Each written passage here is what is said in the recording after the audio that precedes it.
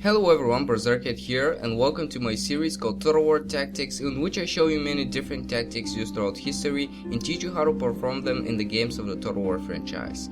Today, I'll be taking a look at the CounterCharge, which is not exactly a tactic, but it's a very useful move that should be in every Total War player's arsenal. I'm going to explain the theory behind the CounterCharge and show you examples of how effective it could be. Let me start with the theory. I suppose all of you have seen this charge bonus that pretty much every unit has.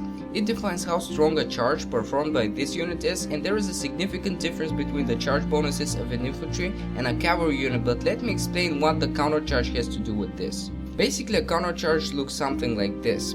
As the enemy troops get closer and closer attempting to charge, you perform a countercharge in order to cancel their momentum and minimize the impact of the enemy charge. It sounds simple in theory, but it actually isn't as simple as that, so let me show you a battle scenario.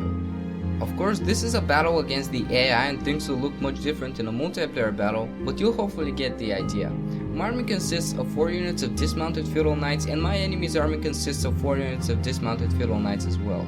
As the enemy get close, they start running in attempt to charge me. Having seen that, I order my units to charge against them, and this is how the battle starts.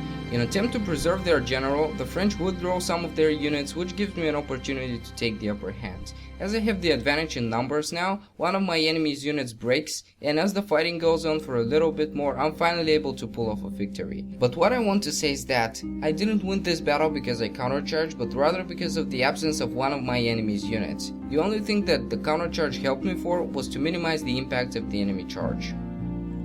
You would have seen a similar scenario in a cavalry versus cavalry battle, but let's actually see what happens when cavalry faces infantry. I'll start with spearmen. It's a good idea to countercharge cavalry with a unit of spearmen because they receive bonus when charging cavalry, so it's going to be effective. But however, it's not a good idea to countercharge cavalry with any other infantry unit. Phalanx or pikemen receive the same bonus, but they're most effective when standing put. But what do you do with a swordsman unit? Well, the best possible scenario would be if you're standing put, keeping the defensive mode on. If you try and countercharge a cavalry unit with a unit of swordsmen, it's not only not going to minimize the impact of the enemy charge, but it's also going to make things worse. And the last thing that I want to say, do not think about the countercharge too much. It's an optional thing.